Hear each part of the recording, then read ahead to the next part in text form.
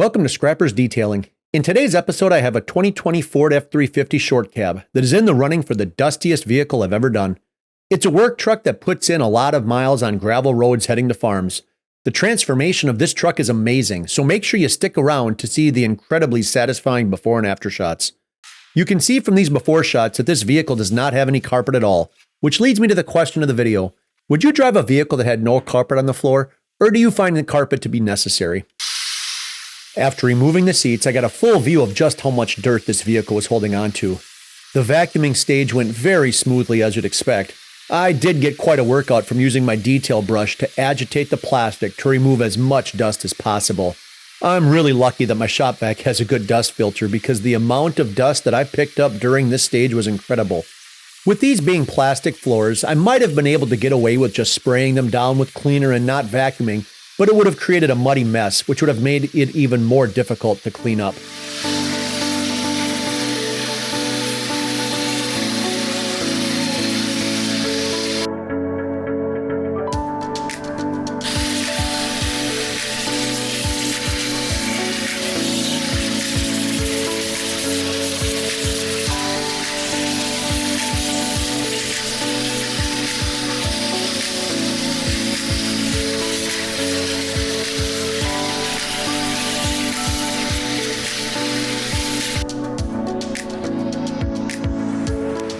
The upholstery behind the seats is the only fabric below the headliner. You can see just how much dust became trapped as I vacuum it out.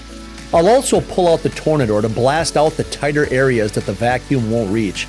The amount of dust this stirred up was just insane.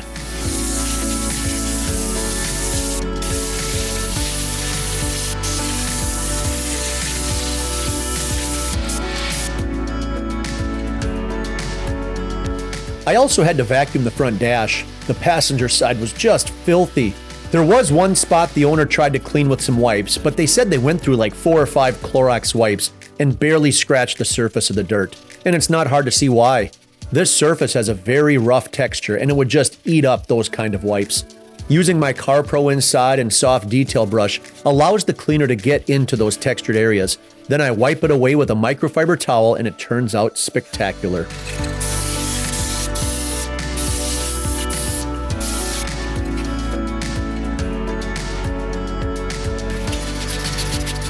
I'll clean the door much the same way. The rough texture of the trim was all over the vehicle, so it's easy to see why the owner struggled so mightily with keeping the surfaces clean. It's impossible to get these surfaces completely clean without using a detail brush. After agitating, I'll use my steamer to loosen up the oils that are so commonly found on the armrest. I'll also get at the storage areas that commonly hold spills.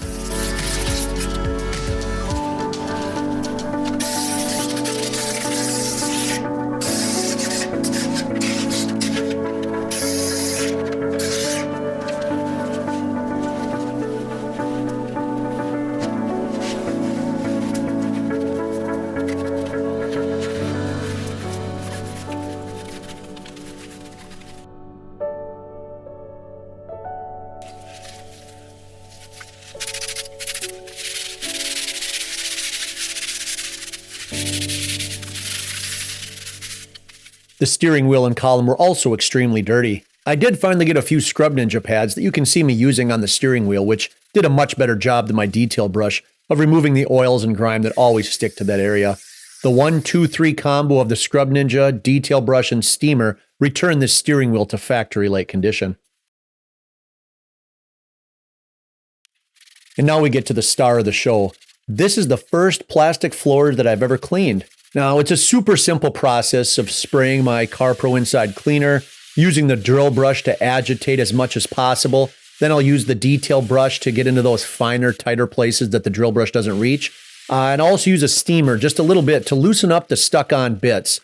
Then I'm going to take out an old shop vac that I use to suck up wet water, materials, things like that, to suck up as much of this solution, this dirty solution, as I can. I'll finish it by wiping down with a microfiber towel. I was amazed at just how incredible the floor looked when it was done. Other than a few scratches and scuffs, it looked just like it rolled off the assembly line.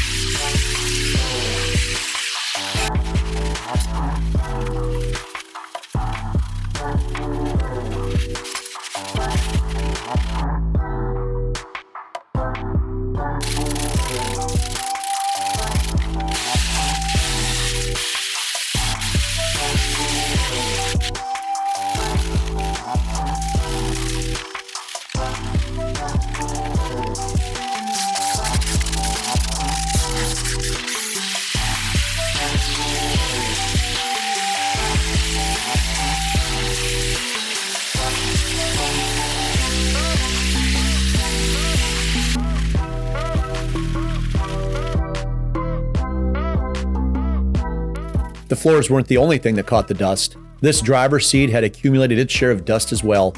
Like the rest of the trim, it cleaned up very nicely. You can tell that this is a newer vehicle. The seats themselves cleaned up very well. There were a couple of scuffs on the driver's seat that I wasn't able to remove, but the dust and dirt came off so easily.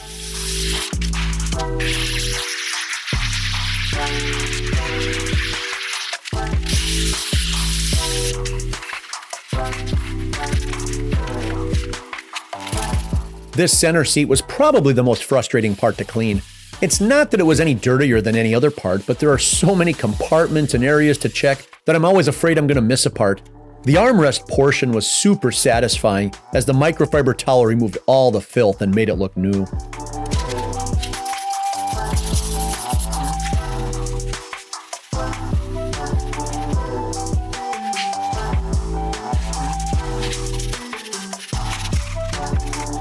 This steamer is such a useful tool. I couldn't imagine trying to clean this mess up without it. I have this McCullough steamer along with my other tools and cleaners linked in the description below if you are interested in working on your own vehicle. It doesn't cost you any more to buy through those links, but the channel will receive a small commission that will help me with my daughter's shoe addiction.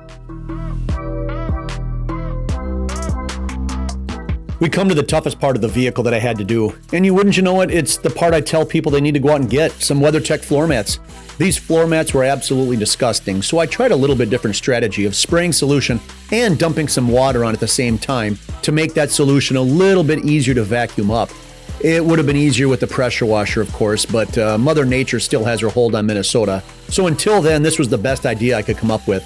If you think it was a good idea, or even if you don't, go on down and pop that like button to let the YouTube algorithm know how to spread this video out to more people.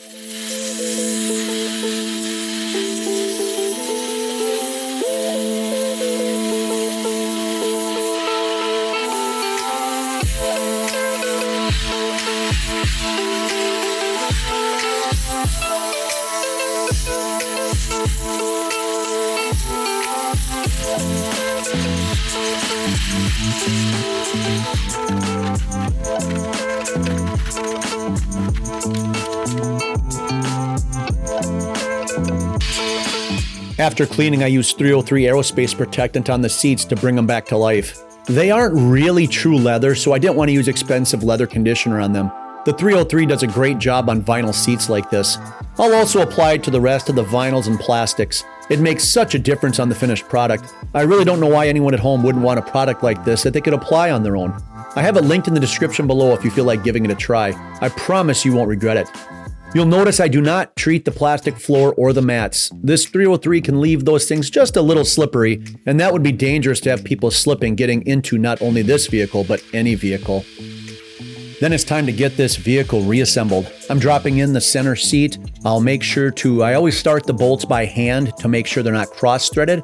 Then I'm going to tighten them down with my ratchet, making sure to tighten them to factory specs. Then I'll reattach the middle seat belt to the fastener there, making sure that it's latched completely or that it's tight so it doesn't come loose. Finally, I'll bring in the driver's seat, making sure to line it up perfectly with the holes for the bolts. I make sure to put some Loctite on those bolts, and then I'll tighten them down to factory specs, and I'll double check them a couple of times to make sure those bolts are tightened exactly the way they need to be. I'll move on to the windows using my glass cleaner, microfiber towel, and then I've got my squeegee, and my squeegee game is really improving. You can see that it's very streak-free. I'll get the inside and outside, and this detail is almost complete.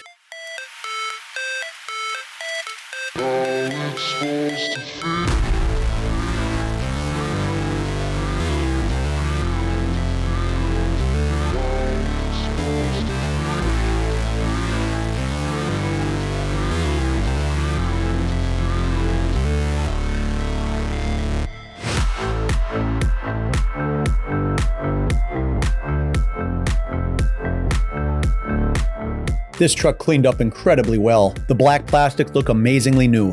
If you found this video satisfying, go ahead and subscribe. I've also got a real interesting video here on the left side of the screen. Go ahead and click on that. It'll take you to another one of my awesome videos. I look forward to seeing you in the next one. Until then, keep it clean.